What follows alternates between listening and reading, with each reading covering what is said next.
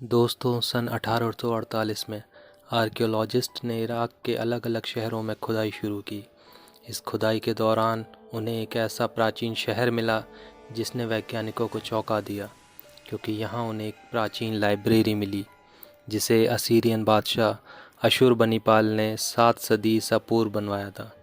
अशुरबनीपाल की इस लाइब्रेरी में 30,000 से ज़्यादा मिट्टी की तख्तियाँ मिली और इन्हीं तख्तियों में 12 ऐसी तख्तियाँ थीं जिनमें मौजूद थी दुनिया की सबसे पुरानी और अनोखी दास्तान गिलगामेश, एक ऐसे ताकतवर बादशाह की कहानी जिसने मौत पर काबू पाने की कोशिश की। कौन था वो ताकतवर बादशाह गिलगामेश? क्या थी वो पूरी कहानी? तो चलिए दोस्तों, शुरू करते हैं वीडियो और जानते हैं कि क्या थी पूरी कहानी। इस कहानी के अनुसार गिलगामेश उरूक नाम के शहर का बादशाह था। इसका बाप एक इंसान और माँ एक देवी थी, इसलिए हिम्मत और बहादुरी की मिसाल था। दुनिया ने इतना ताकतवर और बहादुर बादशाह पहले कभी नहीं देखा था, लेकिन इसके अलावा इसमें बहुत सारी कमियां भी थीं। ये अपनी प्रजा पर बहुत जुल्म किया करता था। इसके शहर की कोई भी खूबसूरत लड़की इसके हाथों से महफूज न थी। इसने अपने राज्य में ऐसे कानून बना रखे थे कि जब भी राज्य में कोई लड़की शादी करेगी तो शादी से पहले वो एक रात इसके साथ गुजारेगी। जब इसका जुल्म हद से बढ़ गया, तब अरोरो नाम की एक देवी ने गिलगामेश को सबक सिखाने के लिए एनकेडू नाम का एक जीव बनाया, जो आधा जानवर और आधा इंसान था, जो ताकत में गिलगामेश के बराबर था। एनकेडू एक जंगली और वहशी था जो जंगलों में रहता। जंगल में जब भी कोई शिकारी शिकार के लिए जाता था तो एनकेडू उसे मार भगाता था। जब लोगों ने ये बात अपने राजा गिलगामेश को बताई तो उसने एनकेडू को सबक सिखाने के लिए एक लड़की को इसके पास भेजा। एनकेडू उस लड़की को देखते ही उस पर मोहित हो गया। इसके बाद एनकेडू उस लड़की के साथ 6 दिन और 6 रातें एक साथ रहा। इस लड़की की खूबसूरती ने एनकेडू पर जादू कर दिया था। वो लड़की जैसा उससे कहती वो उसकी बात मानता था। उस लड़की ने एनकेडू को इंसानों की तरह रहना सिखाया। इसके बाद एनकेडू उस लड़की के साथ शहर में आ गया और उसी के साथ रहने लगा।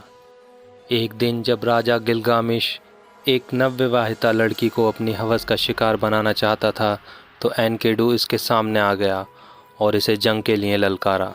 यह देखकर गिलगामेश आग बबूला हो गया, क्योंकि उसके शहर में आज तक कोई भी ऐसा नहीं था जो उसे जंग के लिए ललकारे। तब गिलगामेश और एनकेडू में एक भयंकर लड़ाई हुई, पर दोनों ही बहादुरी से लड़े और हार मानने के लिए तैयार नहीं थे। आखिर में गिलगामेश एनकेडू को हरा देता है, पर गिलगामेश एनकेडू की हिम्मत और बहादुरी को देखकर उसे जान से नहीं मारता और उसे अपना मित्र बना लेता है। इसके बाद गिलगामेश और एनकेडू एक दूसरे के अच्छे दोस्त बन जाते हैं। इन दोनों ने अनेकों शहरों को जीता। इनके सामने कोई भी टिक न सका। कुछ दिनों बाद ये जंगल में रहने वाले एक दैत्य हमबाबा को ख़त्म करने की मुहिम पर रवाना होते हैं।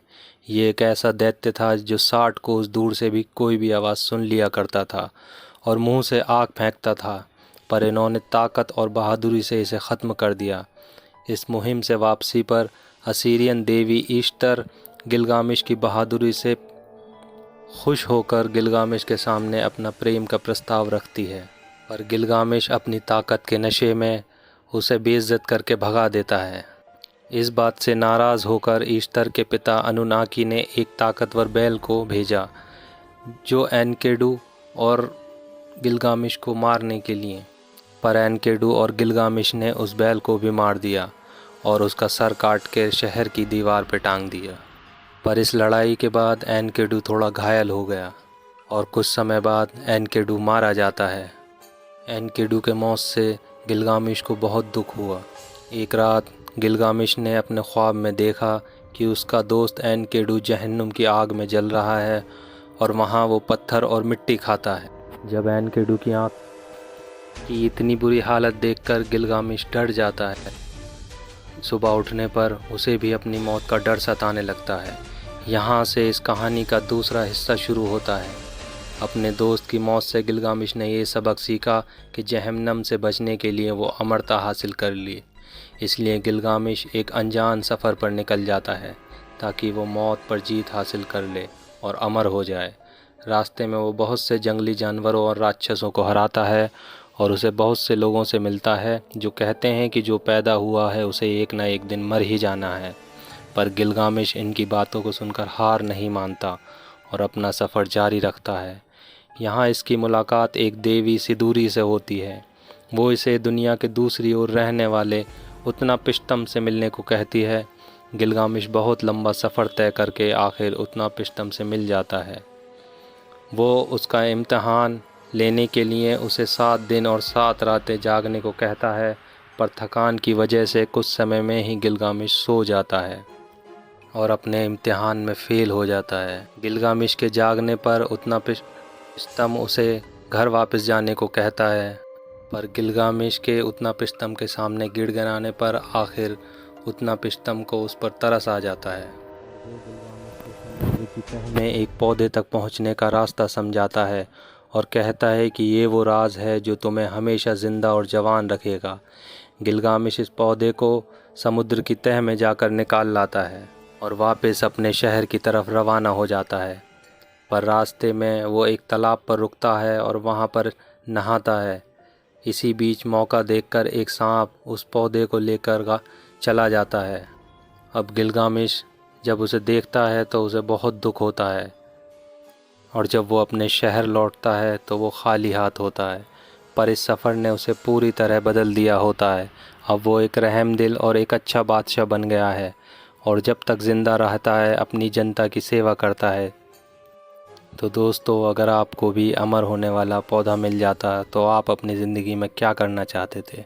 प्लीज़ कमेंट में ज़रूर बताएं और वीडियो को लाइक और चैनल को सब्सक्राइब करें। Thank you.